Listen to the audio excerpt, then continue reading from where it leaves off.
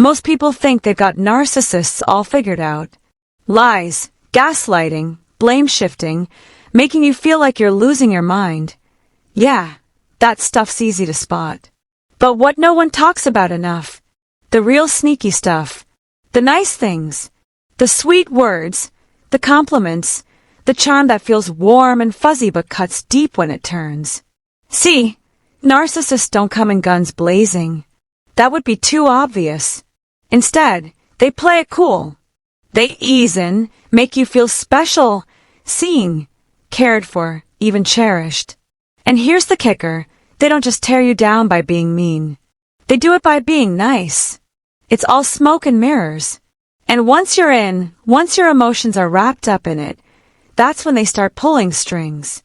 Now look, just because someone's nice to you here and there doesn't make them a narcissist. This isn't about someone having a bad day. This is about patterns, the kind that sneak up on you. Manipulation, dressed up as kindness. When the niceness starts feeling like a trap, when there's no real empathy, no accountability, and the same shady behavior keeps popping up. Yeah, that's a big, flashing red flag. By the time most people figure it out, they're already deep in it, worn out, confused, second-guessing themselves. Why? Because the narcissist made them feel good, for a moment, and then used that moment as a weapon. And don't be fooled, love bombing is just the beginning. That's the hook, the late-night texts, the constant praise, the "you're my soulmate" talk 2 dates in. It feels intense, exciting, like something out of a movie. But it's not real. It's bait. Once you bite, they shift, get distant, cold. And now you're stuck chasing that first rush, thinking if you just try harder, they'll go back to how they were. Spoiler, they won't. Love bombing is just one trick. There's more. Here are 7 more ways narcissists play nice to keep control, without ever yelling or laying a finger on you. 1. The flattery fake-out. It starts with big praise, like over-the-top stuff. You're the smartest person I know. No one makes me feel like you do. Feels amazing, right? But here's the thing, it's not real. It's not admiration, it's ammo. They throw compliments your way when you're feeling low, tired, or shaken from their last blow-up. Why? Because if they can lift you up, they can control the crash. You start depending on their words. Then comes the twist. One day you're brilliant, the next you're selfish or clueless, and you're left wondering what you did wrong. 2. The guilt gift setup. Everyone likes thoughtful gestures, a little help, a small gift, someone doing something kind just because. Totally normal. But narcissists, they use those moments as leverage. They'll pick up your coffee, fix your sink, buy you that thing you mentioned once, and then comes the guilt. I do so much for you. I dropped everything to help. Feels like I'm always the one giving. Sound familiar? Suddenly that nice gesture feels like a burden. Like you owe them. Even if you never asked for anything. They'll hold it over your head like it cost them everything. And no matter how much you try to repay it, it's never enough. Because for them, it's not about being generous, it's about keeping control. 3. The carrot-on-a-stick reward system. Now this one's a doozy. You ever feel like you're working your tail off just for a crumb of affection? That's no accident. The narcissist's approval is doled out like ration food. They starve you emotionally, cold, critical, distant, and then out of nowhere, bam! A compliment, a hug, a random, "I'm proud of you" moment. Feels good, right? Of course it does. That little drop of warmth after weeks of ice, it hits hard. But here's the kicker, it's conditional. You did something right. You played their game. You validated their ego. You stepped in line. And now they're tossing you a treat. But don't get comfortable. That reward, it's just another leash. One false move and the warmth vanishes. You're back to walking on eggshells, trying to earn it again. It's a vicious cycle, and the worst part? It tricks your brain into thinking this is love. Like if you could just be better, try harder, love more, you'll get the good version of them back. Spoiler, that version was never real. And just when you think you've got the pattern down, just when you start connecting the dots between fake praise, guilt trips, and that junkie-level craving for approval, bam, the narcissist shifts gears again. A different mask, a different move, but always the same goal: control. 4. Helpful advice that cuts like a blade. Here's how they reel you in next. They play the wise guru.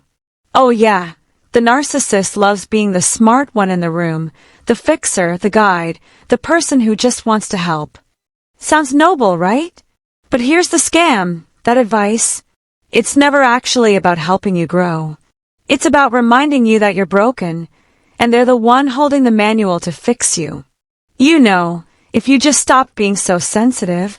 I'm only telling you this because I care, but you need to start thinking bigger. That's not how successful people do things. The narcissist cloaks judgment in advice. They point out your flaws like it's a public service announcement, while secretly getting high off the power of being the expert. And the worst part, the goalpost keeps moving. No matter how much you improve, it's never enough. Because if you ever did reach the top, they'd lose control. And trust me, they're not about to let that happen. 5. The art of the backhanded compliment. Now here comes the sugar-coated slap. On the surface, it sounds like a compliment. You look really great today. But then comes the twist. Why don't you dress like that more often? Bam. Just like that, the feel-good turns sour. That's the narcissist's specialty, praise with poison in the center. They'll build you up just enough to keep you hanging on, then knock the wind out of you mid-sentence. You're so smart. I just wish you'd do something with it. You're such a great cook when you actually try. It's all designed to keep you second-guessing yourself. Feeling almost enough, but never quite. Because when your self-worth is tied to their approval, guess who's running the show? 6. Just enough love to keep you starving. And here's the emotional crack cocaine, the affection drought. You can go weeks feeling like a ghost. Ignored. Undervalued. Cold shoulder after cold shoulder. Then, just when you start pulling away, boom, they show up. A soft kiss. A kind word. A spontaneous night together. For a moment, it feels like they're back. The one you fell for. The one who made your heart race. And you think, finally, maybe things are getting better. But that warmth, that affection, it's not love, it's bait. It's a reward for sticking around, for keeping quiet, for playing your part. And guess what? It's always just enough to keep you hoping, hanging, trying. That rare moment of intimacy becomes the drug, and you're left chasing the next hit. Desperate, confused, hooked. 7. Playing the broken bird to make you the savior. And here it is, the final trap. The one that feels the deepest, cuts the hardest, and leaves the biggest scar. The narcissist doesn't just play powerful. Sometimes, they play wounded.